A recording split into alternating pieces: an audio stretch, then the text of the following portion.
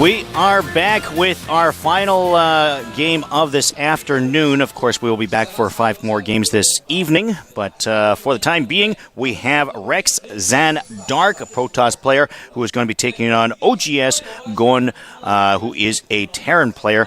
And this should be an interesting matchup once again. Gon from the OGS team, and this is certainly a very popular or famous clan. Yeah, they're pretty known here in Korea, and it's pretty good. I think there's like second best team here or something like that. I don't know, but I'm expecting him to be pretty good, yeah.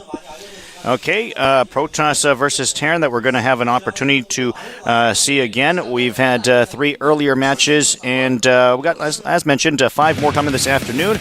But for the one we are going to see right now, it is Rex ZanDarke. An interesting name. We'll have to find out what that means later on. His real name, Oh Chang-jong. And he is a Protoss player. He is 28 years of age, so he's up there a little bit in comparison to other players. His favorite unit is the Zealot, and he likes ZanDarke Caverns, which is going to be on our list. That is the second set map that we will be using, and he's looking pretty confident, pretty relaxed in the booth. Meanwhile, his opponent is Kim Sung-gon, OGS Gon. I want to say he looks familiar to me. You know what? I'll see if I can find out later on, but actually, just by looking at his face, I can't think of his ID right now, but for some reason I feel like he seems like a familiar face from the StarCraft I days. But as we mentioned, OGS, the clan that he is a part of, certainly a very well-known clan that is reputable for all their players. It's not like they're going to let someone like me be part of that clan, right? Probably not. Maybe it's just the caster. Yeah, manager or something. All right, well, let's take a look at the maps that these guys are going to be on today. Our first map is going to be Scrap Station for set number 1. As I mentioned, set number 2 is ZanDarke Caverns, and set number 3 will be Delta Quadrants. The excluded maps, Shakura Plateau, Steps of War, eliminated by Rex ZanDarke, and Shakura Plateau and Blistering Sands, taken out by OGS Gon. So, those are our maps of choice, Protoss versus Terran. And our first map, as mentioned, is going to be Scrap Station. We've been seeing Scrap Station certainly a lot in this tournament, especially yesterday and today, it seems like, and once again today. Yeah, I mean, I like this map, Scrap Station. I mean, the way it's laid out with the short air distance and the longer route by ground, and there's a destructible rock path in the middle. It just creates a lot of different ways of approaching the map. A lot of people like to go fast air, fast attack. Zerg players definitely likes to go fast expansion because of the distance. And so, yeah, I think it's a really good map. It's a very balanced and fun map to play. Okay, well, we'll see what happens as this is our 4th and final match of this afternoon. It is going to be between Rex ZanDarke and OGS Gon.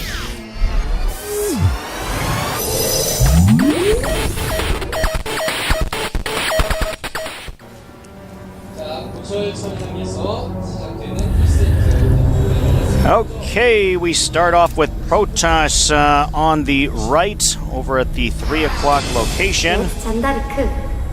Rex ZanDarke. I think there must be like a clan tag somewhere in that name, but I'm not sure what part of it. It's a clan tag. OGS Gon is our blue Terran player. Kind of like the more manly voice. OGS Gon. It's like, OGS Gon. I think it's cute. You can kind of imagine her face by her voice, right? I do that right now. Okay, let's take a look at the game here. What are the most probable builds and units that we might see from these guys? Well, I gotta say Mothership right now. They're right off the bat. I'm saying Mothership. You called just because when it happens, you can say, "See, I called it right there." Exactly. You're gonna say it every game, man. It's gonna be a genius, like 1 out of 100 times. No. But well, you have to follow that up though by saying he's going to use the mothership and he's going to lose. Yeah, actually, I've seen it twice and both times I actually lost. But both times it's been fun to watch. But I mean, the Protoss is going a very fast gas, like gas before gateway, and I don't think that is common. So maybe he has something special planned for this particular set. Okay, barracks is being built inside the base. Now this map, I guess the choke point's very small, is it? I mean, sorry, I mean very wide, I meant to say. Yeah, the choke point is very wide, but yeah, so like if you want to rush like a stalker player or something, it might work. And I actually don't know, but fast gats indicates very often that he wants to tech very fast, tech. Probably going for a fast air unit because it's scrap station or the air distance.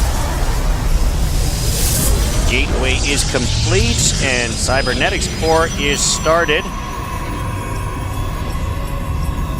SCV scouting out. There's like some people that like to make a sellout, but mostly it's very common to just wait to get that first stalker out. Just make as many probes and save as much minerals as possible because you don't need it. The Terrans will very rarely rush you, and so you can wait and just wait for a stalker, for a core to be finished and make a stalker, and then we'll see what he'll do. I mean, he has a lot of gas saved up already. Second scout being brought out, and factory, a hidden factory being built at the center of the map here by Gon. Yeah, it's a very early robotics. I mean, he went just straight for robotics, so obviously he has some kind of maybe drop play. Marauder is out, and there is a pylon there. Is that close enough to spot the factory? No, it is not. So this factory will go unnoticed. The question is, how ready will Rex van ZanDarke be? Oh. Gateway, robotics, stalker out. Marauder with 2 Marauders, 2 Marines. Factory is complete and Hellion on its way.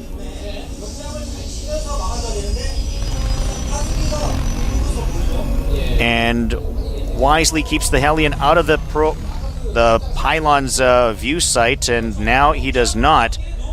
So now Rex ZanDarke is going to know about that Hellion. I think that the Protoss right now has an advantage just because he's making absolute correct units to counter what the Terrans do. 2 stalkers forced to back up.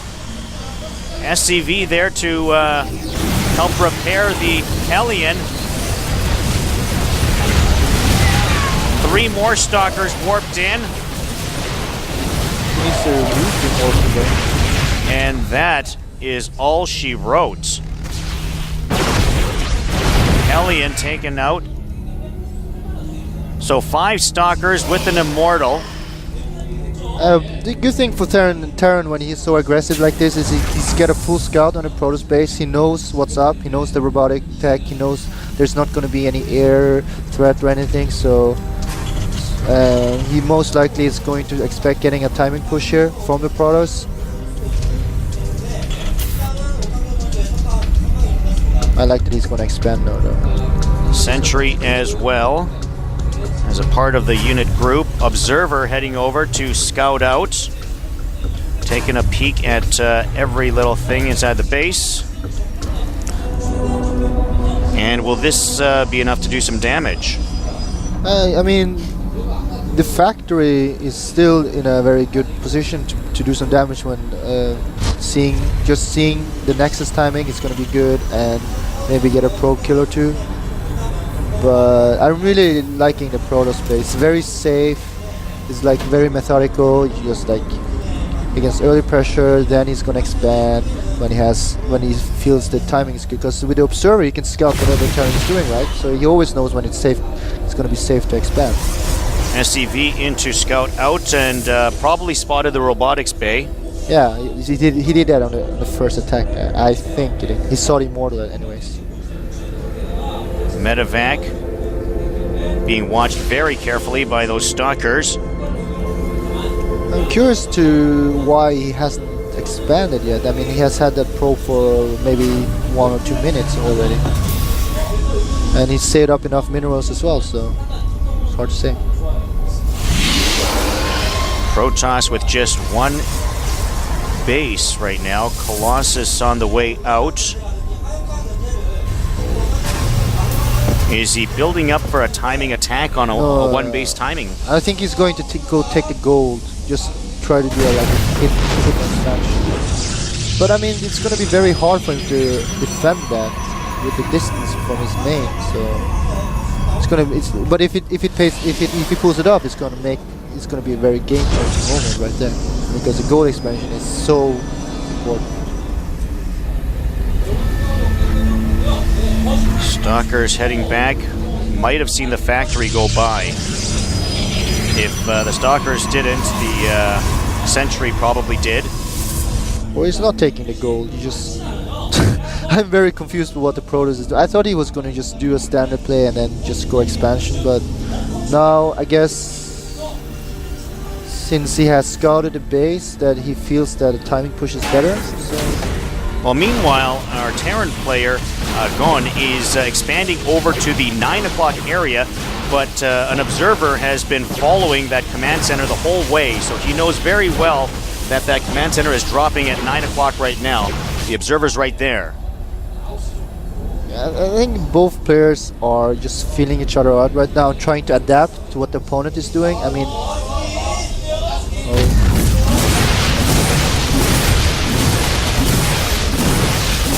Medevac leading this charge, taking out a pylon. Everything you can kill matters. Colossus, Immortal, some Zealots, and plenty of Stalkers. Very patient right now is actually both these players. And some Hellion harassment. Speaking of patience, Hellion harassment comes in a little bit late, but Colossus there to take it out. But still, it did the damage. It did the damage that he needed to do. And then he even took out the Nexus there. Taking out the pylon. Was there a second Nexus? I didn't actually see if there was one built. There was a next build, but I think he got to cancel it before he destroyed it. But still, this guy is just flying his command center back and forth. So basically, both of these players are playing with with no expansions. Yeah, one base. I guess it is kind of... Oh, looking for an opportunity here to get through. Colossus there to defend, so gotta be careful. The medevac just looking for a window of opportunity to sneak in. Once again, trying to get rid of the rock debris, shortening that distance between the two bases. Yeah, right now they're pretty much even in food count, but I'm liking the Protoss army more. Colossus is so strong against infantry, and Immortals are strong against. And the attack is on. 3 Colossus there, plenty of Stalkers. No sentries. I don't see a sentry for force fields. Marauders being wiped out right now by these Colossus. The Vikings, I didn't see the Vikings. No, look at this. Terran able to pull through.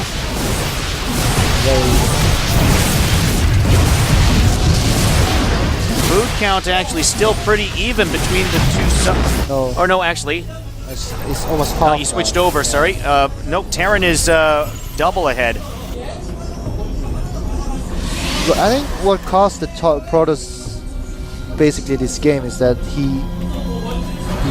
he decided suddenly to not expand at the time when he could expand. And now he doesn't have the economy to do so, and he lost his whole army doing that push, so I just don't understand. I mean, I'm not a Protoss player, and he's probably much better than me playing Protoss, but still, I would expand it. I don't see why he shouldn't expand it. He had entire vision of what Terran was doing at all time, and should know that it was going to be a good time to expand at that time, but he just didn't. Meanwhile, Terran has expanded to his 11 o'clock base. And Rex ZanDarke is thinking about another attack, or at least setting up a stand of units. He's got an observer there, so he knows exactly what he's faced up against. Position does not look good as Terran's got the concave, and that's going to be enough to type in GG. And it is OGS Gun that is going to take this win. OGS Gun taking set number 1. Rex ZanDarke seemed like he had a decent position. Like you mentioned, both the players were at a bit of a stalemate. They're both macroing up, but not really. It's kind of like they're gathering their troops, or maybe a better way to put it is that they weren't macroing, but they were both being very passive. I think the Protoss problem was that he got scared off. I don't know. He played very he seemed very insecure about it. He didn't know what he was doing. Like, he wanted to expand, and he didn't go, and then he went down to gold and didn't expand there, and it just took too long to decide what he wanted to do, and just build up an army without using it, just running around in the base. So practically just did nothing for 10 minutes. Yeah, it almost looks like he was playing somewhat intimidated by what he was up against, maybe a little bit unsure of yourself, and that can be the difference, once again, playing in a tournament like this where you do have things on the line compared to playing at home against a buddy of yours, let's say. Yeah, but I really liked that build. Like his opening build, it was good. Well, we'll see if he can repeat that in set number 2. Let's go there now.